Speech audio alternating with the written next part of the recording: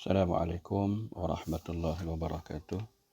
Bismillahirrahmanirrahim. Allahumma aftah alana hikmataka wa anshur alana min khaza'in rahmatika ya arhamar rahimin. Rabbi syrah li sadri wa yassir li amri wahlul 'uqdatam min lisani yafqahu qawli.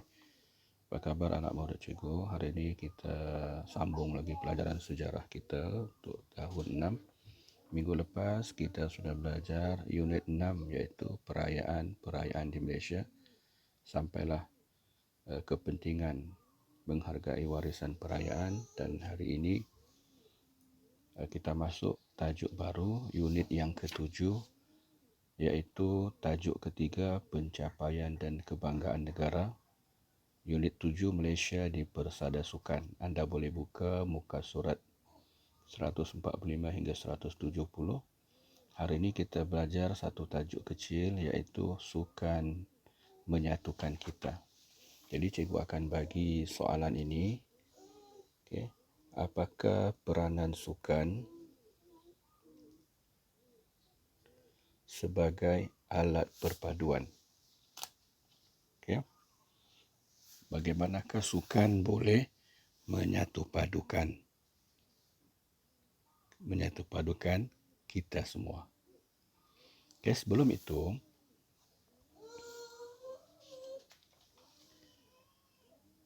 sukan menyatukan kita, aktiviti sukan dapat menyatukan rakyat di negara kita.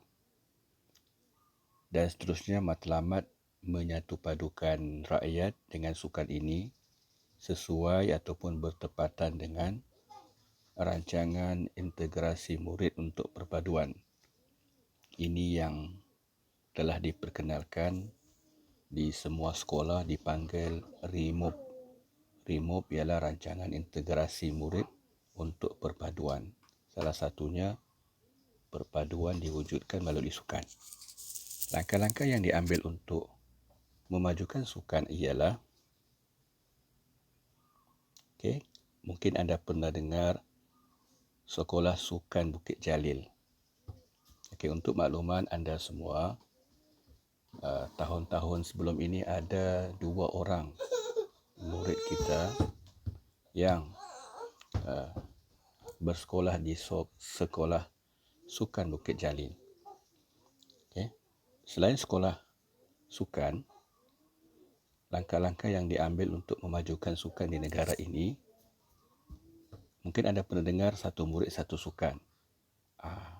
Di sekolah kita ada melahirkan satu murid satu sukan. Kemudian langkah-langkah yang diambil lagi ialah untuk memajukan sukan Sukma. Ini sukan Malaysia. Kemudian kejohanan Majlis Sukan Malaysia. Ini yang semua sekolah lakukan. Biasanya setiap hujung tahun sebelum cuti kita ada sukan sekolah, ataupun ada yang buat sukan sekolah pada awal tahun. Ini dipanggil kejohanan Majlis Sukan Sekolah-Sekolah Malaysia. Seterusnya, sukan institusi pengajian tinggi.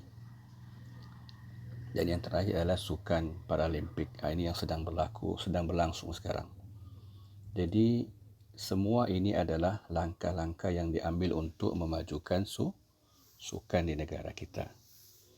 Baiklah, cuba anda jawab soalan yang diberikan. Apakah peranan sukan sebagai alat perpaduan? Sukan menyatukan kita. Apakah peranan sukan? Sukan mengukuhkan, soalan yang pertama, sukan mengukuhkan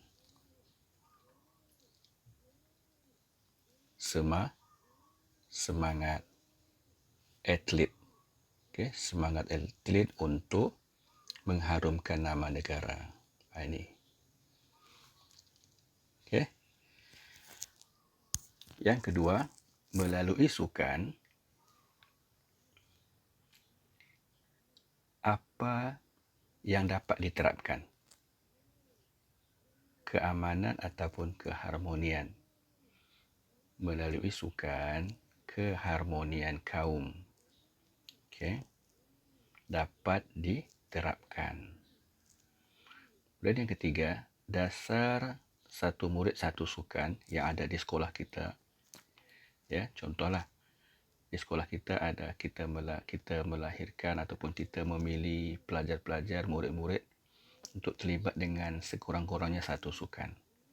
Jadi dasar ini yang diperkenalkan oleh kerajaan, yang kita buat di sekolah. Dasar satu murid satu sukan apa? Menggalakkan murid terlibat dalam bidang sukan. Kita menggalakkan sekurang-kurangnya murid ada satu sukan yang dia minati. Soalan keempat, kejohanan seperti Sukan Malaysia Sukma. Sukan Malaysia Sukma menggalakkan apa? Menggalakkan pembangunan. Menggalakkan pembangunan sukan. Menggalakkan pembangunan sukan di negara kita dalam segenap lapisan kaum. Dengan adanya Sukma, kita menambah koleksi sukan-sukan yang ada di Malaysia. Salah satunya iaitu Sukan Malaysia. Kita panggil, kita kenali sebagai Sukma. Itu sahaja untuk hari ini. Mudah-mudahan bermanfaat. Jadi teruskan membaca dan jawab soalan yang diberikan. Itu sahaja, sekian dulu. Assalamualaikum warahmatullahi wabarakatuh.